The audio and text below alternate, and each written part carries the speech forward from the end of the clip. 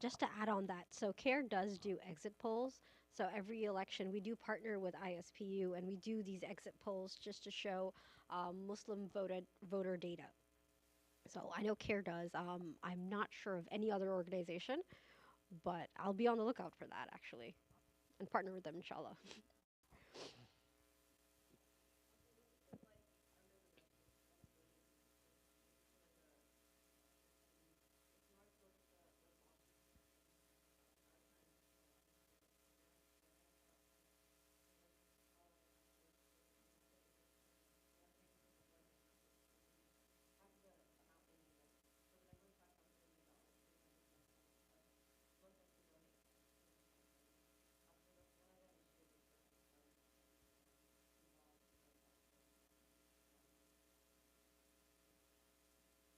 Yes, brother.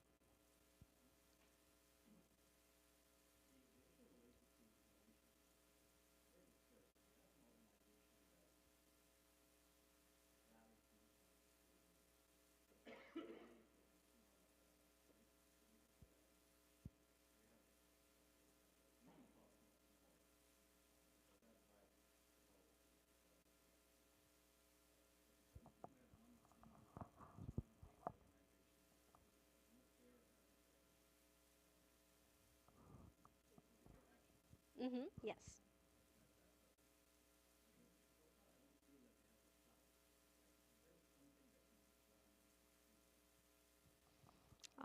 Sister Zainab, would you be able to?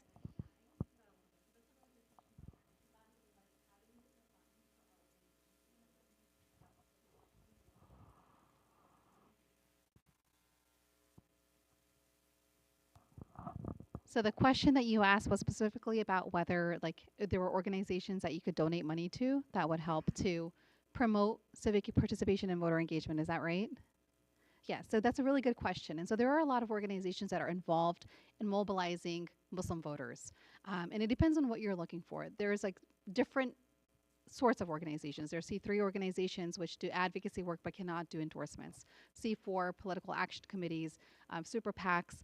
And I know obviously with the CARE Action C4, recently it launched and it's still getting its feet under itself, but having that support from the community is one of the bigger steps to helping to move and drive that work forward.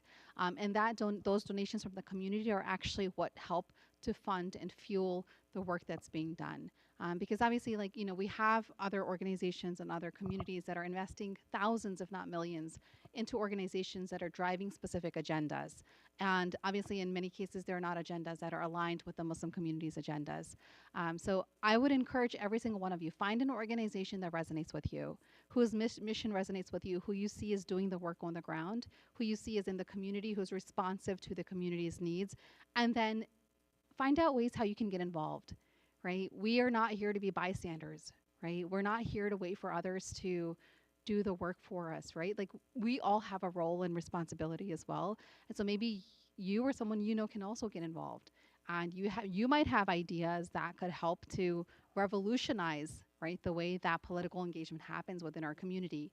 We have a small group here today, but if each and every single one of us, right, we harness that energy and that potential that we have and we take that back out into the community, we talk to 10 other people, you're going to have 100 people in no time, 1,000 people in no time. And that's how we build people power. And we have to invest in these campaigns ourselves. We have to invest within our institutions. We have to invest within our organizations in order for us to be able to see that fruit that we want to see, inshallah.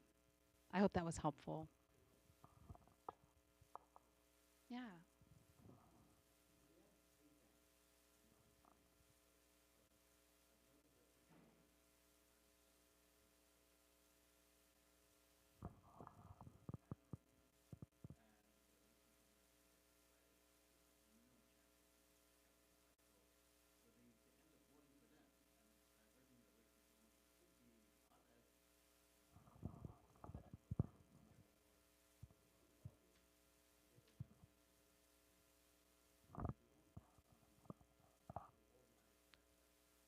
Can I share with you? So, Zoran Mamdani was polled before he ran for office in New York City. Does anybody know what his percentage rating was? What? 1%. literally 1% in New York City. And the way that he built his grassroots campaign, the way that he was able to connect with a diverse demographic was because he actually was incredible in how he was able to tap into what the needs were for the community, the diverse demographic that he was responsible for connecting with. So I think for candidates within our community, we are a very new community, relatively speaking, when it comes to running for office. And we have incredible talent and skill and resources within our communities. We have young Muslims who are up and coming, who, mashallah, have so much potential. And I see them every single day. We have interns, volunteers, who I know could be like some of the best candidates running for office, but they also need to see the support from the Muslim community. They need to see that we will have their back, we will show up, we will donate, we will turn out, we will, be there for them. Obviously, this is a C3 compliant event, so I can't stand here and say that you should support one candidate versus another, and I want to, be clear about that.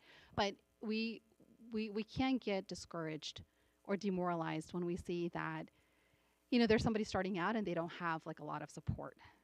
Everybody begins from somewhere, and when you begin from somewhere, like you can build yourself up, inshallah, and just that strategy is really, I think, what helps to kind of build more support and connect with a larger base.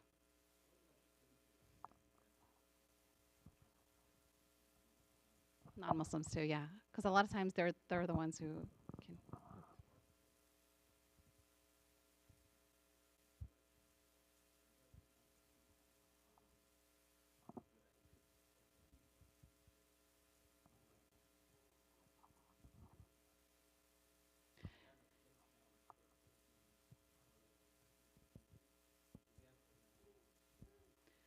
So ISPU is a think tank, but they don't focus specifically on government affairs. I know CARE National's government affairs director and government affairs department does do work related to civic engagement and voter engagement and turning out the Muslim vote. I don't know, Shafiq, what do you want to? Well, we don't exactly like, tell you this candidate is more likely to, win than the other. We cannot speak on the candidates themselves. So I get what you're saying, brother. Where like, is there a think tank like that? And I know like there are think tanks like that, but not in support of like people that we would support. So I don't, I'm on the top of my head, I don't know of any organization that I would refer the Muslim community to, but that's, that's something for us to keep in mind, and hopefully maybe we can work on some resources for our community to better inform us, inshallah.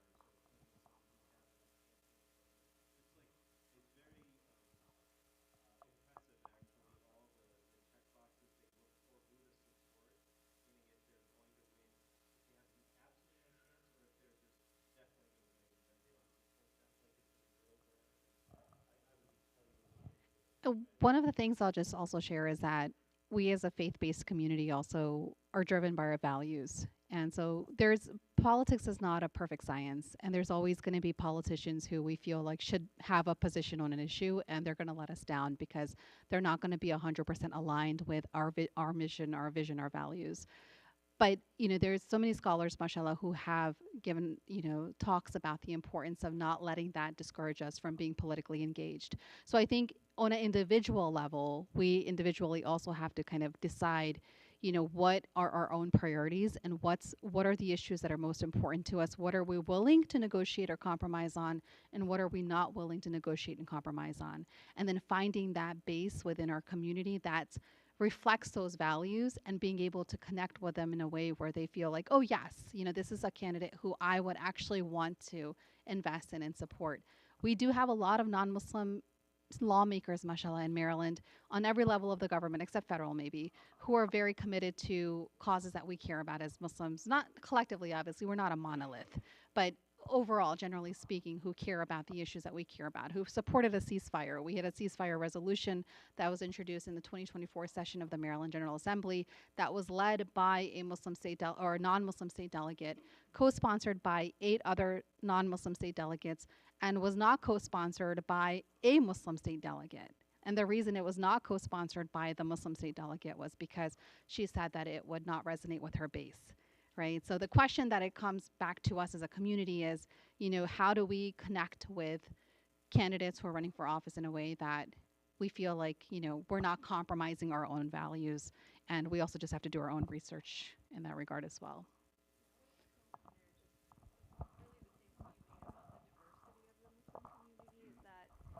We might be seeking like one organization that just tells us what's good for all Muslims. And realistically, we come from such different backgrounds. We even have differing political views. There are priorities that do unite us.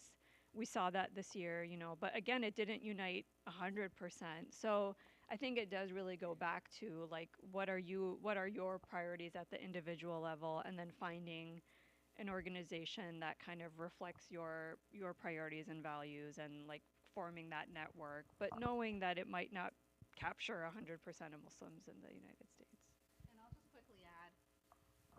just quickly add that there are some lawmakers who take positions on issues, and they do so because of their donors.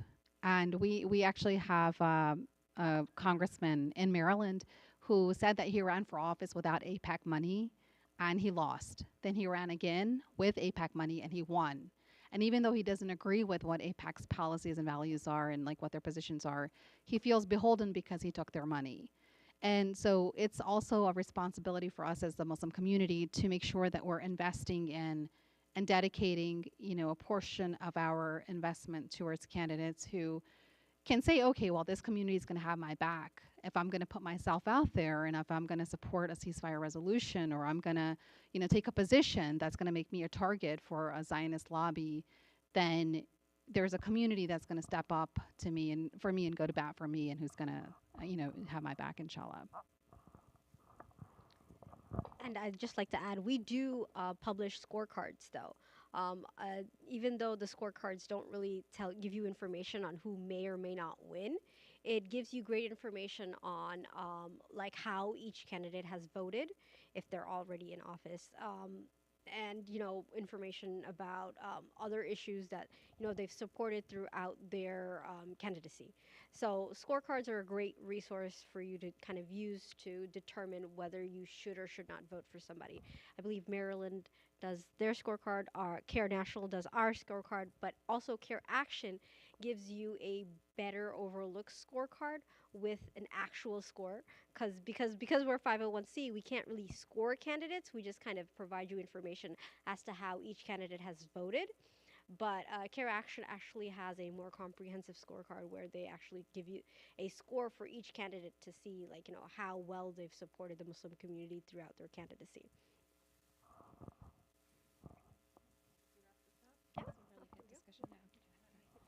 I just want to thank everyone who came in person, and thank everyone that was joined us online. Thank you for CARE, ISPU, and Hikmah for working together on this event.